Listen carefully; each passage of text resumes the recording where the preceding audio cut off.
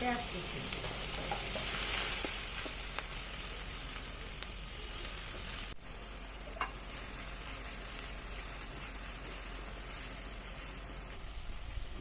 কিছুক্ষণ চিকেন আর পেঁয়াজ কুচি ভেজে নিয়ে চিকেন স্টকটা দিয়ে দিব এখন আমরা।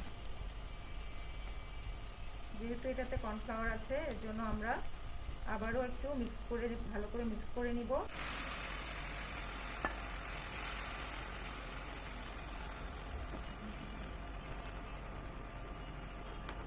কাঁচামরিচ কুচি দিয়ে দিচ্ছি,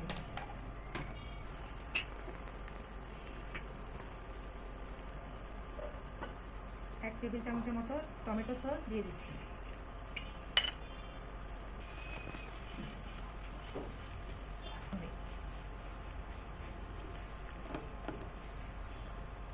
চিমটি লবণ দিয়ে দিচ্ছি, আপনারা আপনাদের স্বাদ মতো দিয়ে নেবেন।